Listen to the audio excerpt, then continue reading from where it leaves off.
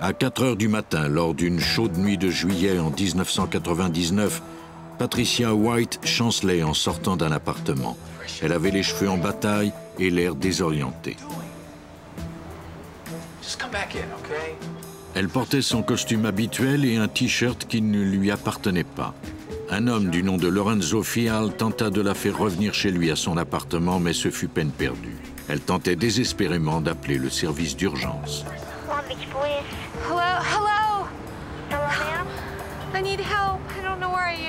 Lorsqu'elle obtint finalement la communication avec le service de police de Long Beach, elle était si confuse qu'elle fut incapable de dire comment elle s'appelait et où elle se trouvait.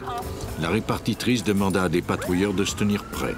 Elle garda la femme au bout du fil en espérant qu'elle pourrait identifier certains éléments de l'endroit où elle était et qu'on pourrait ainsi la retrouver. Quand les policiers s'approchèrent d'elle, ils comprirent tout de suite que quelque chose ne tournait pas rond. Elle semblait effrayée et désorientée. Patricia déclara qu'elle s'était réveillée dans un appartement qu'elle ne connaissait pas, entièrement nue. La dernière chose dont elle se souvenait, c'était d'avoir quitté un restaurant la veille au soir. Elle ignorait comment elle s'était retrouvée dans cet endroit inconnu. Les policiers croyaient que la jeune femme était sous l'influence de l'alcool ou d'une drogue. Patricia déclara qu'elle n'avait pris que 2 consommations environ 6 heures plus tôt. Lorenzo Fial descendit pour parler aux policiers. Par mesure de précaution, ils vérifièrent si celui-ci était armé. Ce n'était pas le cas. Fial leur dit que Patricia était sa petite amie et qu'ils étaient sortis ensemble la soirée précédente. Il ajouta qu'elle était ivre et qu'il l'avait ramenée chez lui où elle s'était endormie comme une masse dans son lit. D'après lui, ils n'avaient pas eu de relation sexuelle cette nuit-là. Patricia déclara à la police que Fial et elle travaillaient ensemble. De fait, c'était son patron. Elle était toutefois trop confuse pour fournir d'autres explications. Les policiers, inquiets de son état et de ses pertes de mémoire, décidèrent de la conduire au poste pour mesurer son taux d'alcoolémie.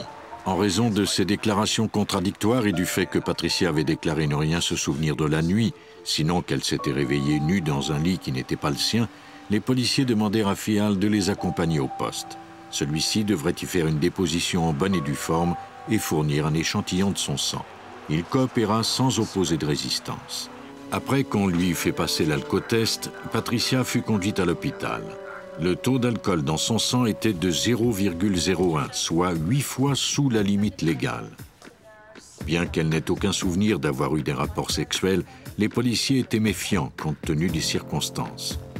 On conduisit la femme à une salle d'examen pour procéder à d'autres analyses. Un des policiers dépêchés sur les lieux fit un rapport détaillé au détective Catherine Kriskovic, membre de l'escouade des crimes sexuels.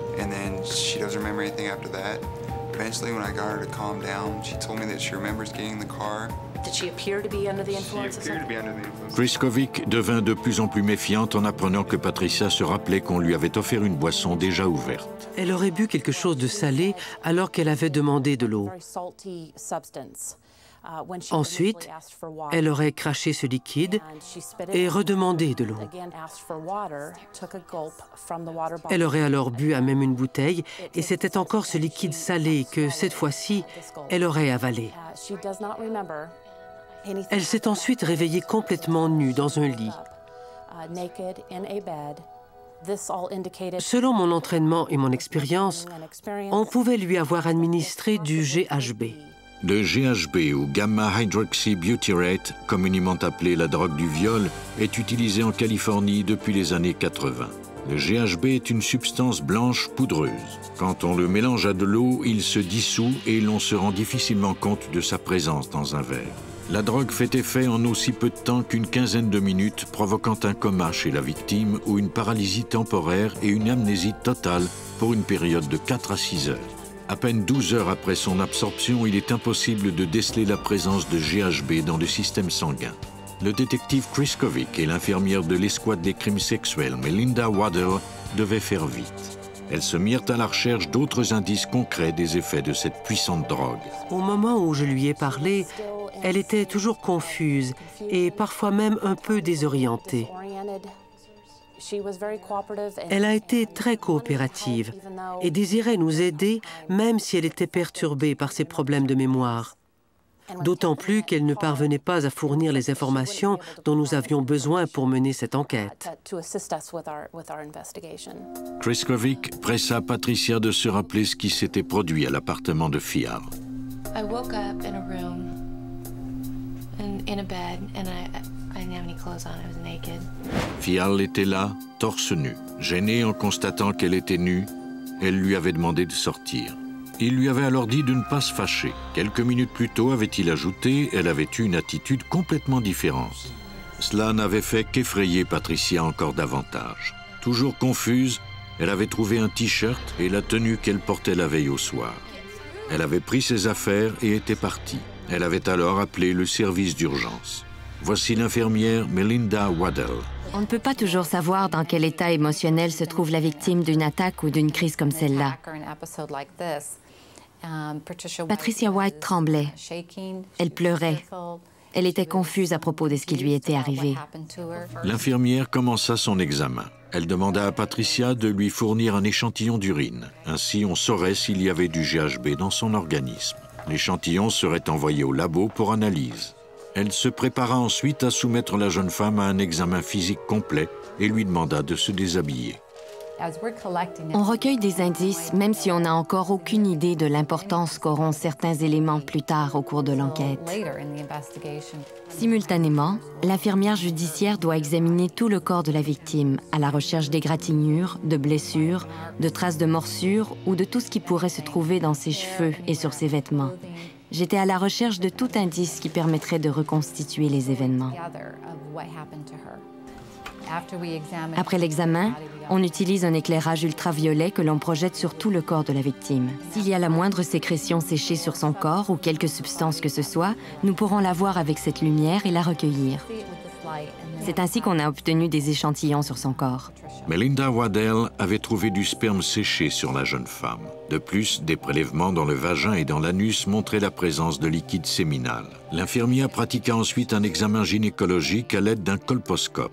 Cette loupe binoculaire fixée sur un spéculum est munie d'un appareil photo 35 mm. Elle put ainsi photographier les tissus internes. Dans le cas de Patricia, on a constaté qu'il y avait des éraflures sur le col de son utérus. Normalement, on ne trouve pas de telles blessures à cet endroit. À supposer qu'il n'y ait pas eu de relation sexuelle cette nuit-là, il eût été très difficile de se faire soi-même ces blessures au col utérin. C'était donc un détail très significatif. Au cours d'une relation sexuelle à laquelle consentent les deux partenaires, la plupart des femmes deviendront excitées sexuellement, ce qui évite de blesser le col utérin. Les éraflures au col de l'utérus de Patricia indiquaient plutôt qu'elle n'avait pas participé de son plein gré à une relation sexuelle. D'autres éraflures internes et hémorragies à l'anus indiquaient également qu'elle avait été sodomisée contre son gré. La conclusion que l'on tire quand on remarque de telles éraflures, déchirures ou blessures causées par un objet contondant, c'est que ces blessures ont été causées par l'introduction d'un objet. On ne peut pas préciser ce qui a causé la blessure, mais on est sûr que quelque objet a été introduit et a provoqué cette blessure.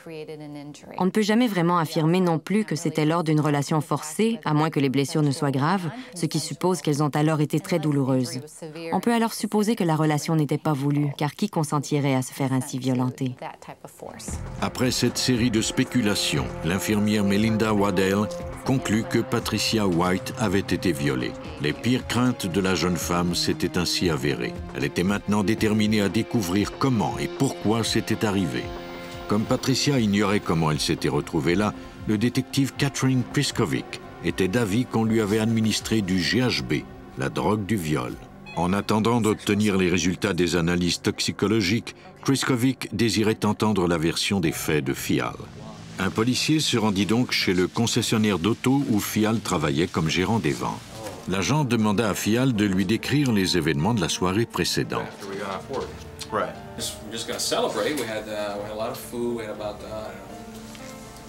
Patricia avait garé sa voiture devant la maison d'un ami et s'était rendue au restaurant avec des collègues de travail. Fial déclara que son anniversaire avait été arrosé copieusement. Selon lui, Patricia avait trop bu et elle semblait avoir un peu perdu la tête. Elle lui avait d'ailleurs fait des avances très explicites. Fial ajouta qu'en la voyant dans cet état d'ébriété, il avait offert de la raccompagner.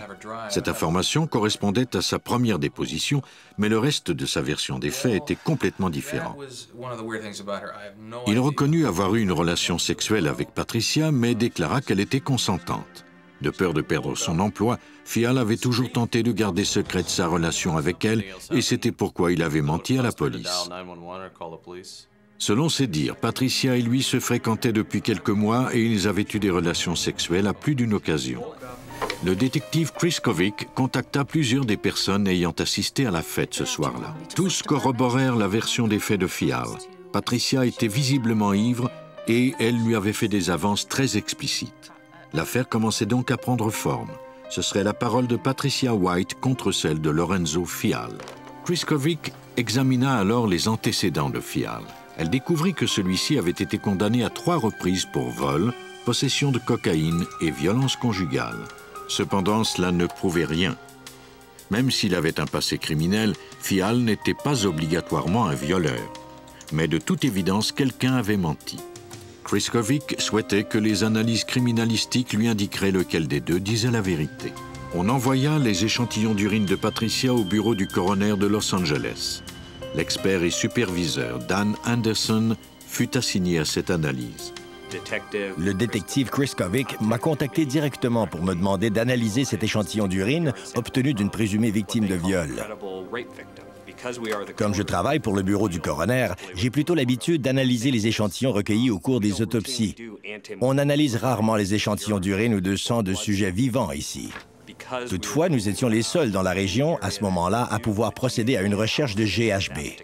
J'ai donc accepté de pratiquer l'analyse pour leur rendre service. Anderson se mit à la recherche de GHB dans 2 échantillons d'urine. L'un d'eux avait été obtenu la nuit même du présumé viol et l'autre quelques jours plus tard. C'était l'échantillon témoin. Celui-ci lui permettrait d'évaluer la teneur normale de GHB dans l'organisme de Patricia. On retrouve le GHB ou gamma-hydroxybutyrate à l'état naturel dans le corps. Mais lors de nos analyses toxicologiques, on n'en voit normalement pas ou alors il est présent à des doses infinitésimales. Mais si quelqu'un a absorbé du GHB, on en retrouvera dans son sang et son urine. L'expert ajouta des produits chimiques aux 2 échantillons afin d'en isoler le GHB. Les échantillons de GHB sont ensuite placés dans un chromatographe en phase gazeuse équipé d'un spectromètre de masse ou CGSM. L'appareil transforme le GHB en gaz, puis il en mesure la quantité. Le taux normal de cette substance dans l'organisme de Patricia se situait à 1 microgramme par millilitre. Pourtant, dans l'échantillon obtenu après la nuit de son présumé viol, il y en avait 424 microgrammes par millilitre. Il y avait donc une quantité anormale de la substance dans son organisme. Le détective Chris Kovic parla de nouveau avec Patricia pour la mettre au courant de la déposition de Fial relativement à leur prétendue relation amoureuse. Patricia fut abasourdie en apprenant que Fial avait déclaré qu'elle et lui se fréquentaient et qu'ils avaient déjà eu des relations sexuelles. Elle déclara qu'elle connaissait Fial depuis près de 7 ans, mais qu'elle n'avait jamais eu de rapport sexuel avec lui.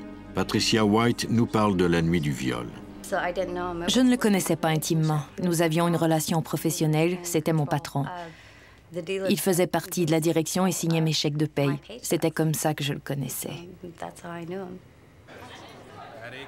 De nouveau, sa version des faits était en contradiction avec celle de Fial. C'est moi qui avais le moins bu dans tout le groupe, c'est donc moi qui devais conduire. Je n'avais pris que 2 consommations.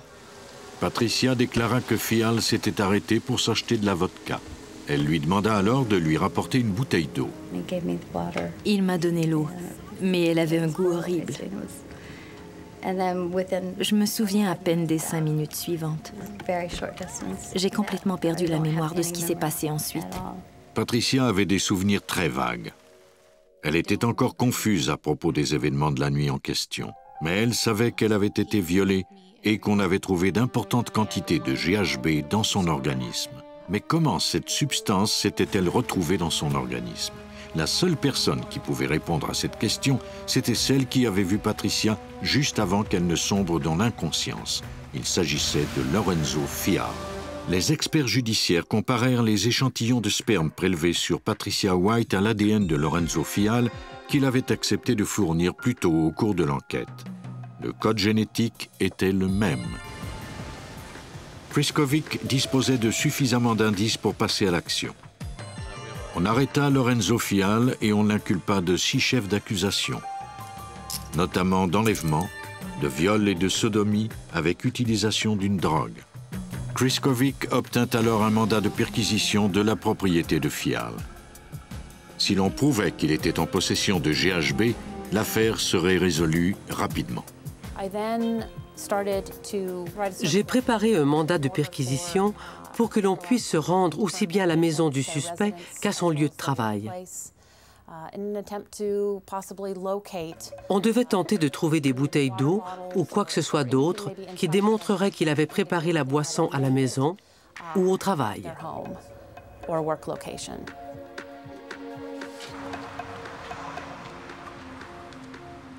C'est en fouillant la voiture de Fial que l'on trouva des bouteilles d'eau. On les envoya au labo pour analyse. On se mit à la recherche de GHB, mais les résultats des analyses ne furent pas concluants.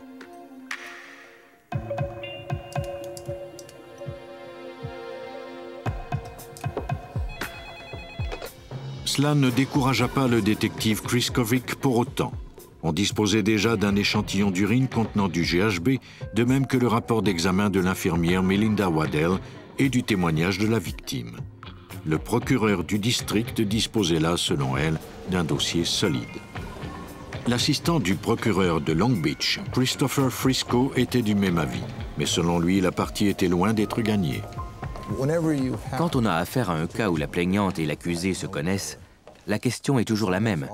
Était-elle consentante ou non? Et dans ce cas-ci, c'était encore plus vrai du fait qu'on avait trouvé l'ADN de cet homme sur elle, sous la forme de liquide séminal. C'était vraiment sa parole à elle contre celle du suspect. Et comment pouvions-nous affirmer que cette relation avait eu lieu contre son gré? Frisco interrogea Patricia et il la prépara en vue du procès. Il savait que la défense tenterait de la discréditer, mais il était tellement persuadé que c'était une personne crédible qu'il l'encouragea à aller à la barre. Cela porta fruit. Le jury crut Patricia. Lors de son témoignage, Patricia a déclaré qu'il conduisait le véhicule dans lequel se trouvait Lorenzo Fial. Il lui a donné un liquide à boire. Elle l'a bu, mais comme il avait un goût d'eau de mer, elle l'a recraché. La défense n'est jamais parvenue à expliquer comment le GHB s'était retrouvé dans l'organisme de Patricia White. La défense n'a jamais expliqué non plus comment celle-ci pouvait décrire avec précision le sentiment d'être sous l'influence du GHB et le goût salé de la drogue. Grâce aux indices, les enquêteurs ont reconstitué les événements de cette nuit. Après la fête, Fial s'est rendu dans un débit d'alcool pour acheter de la vodka et une bouteille d'eau à Patricia. Il a toutefois ajouté du GHB dans la bouteille avant de l'offrir à la jeune femme.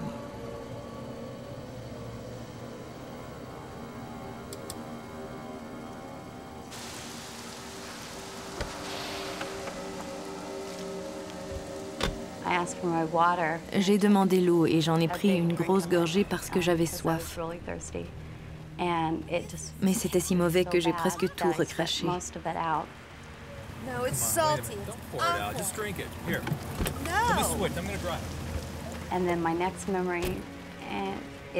Puis mon souvenir suivant, c'est d'être au lit avec lui. Il retirait les couvertures et moi j'étais toute nue, incapable de bouger et ne voyant rien au-delà de 30 à 45 cm. Le 27 mars 2000, Lorenzo Fial a été jugé coupable de 4 chefs d'accusation portés contre lui, soit de viol et de sodomie à l'aide d'une drogue. Il a été condamné à 11 ans d'emprisonnement. Il n'a jamais reconnu avoir commis ce crime. Aucun regret ni remords, ni rien du tout. Il n'a rien reconnu. Il est même allé jusqu'à me dire que nous n'étions que 3 personnes à savoir réellement ce qui s'était produit. Lui, moi et Dieu. Et que Dieu me le ferait payer un jour. Patricia White travaille maintenant dans un centre de Long Beach qui vient en aide aux victimes de viol. Elle fait connaître les dangers du GHB aux services de police et aux écoles.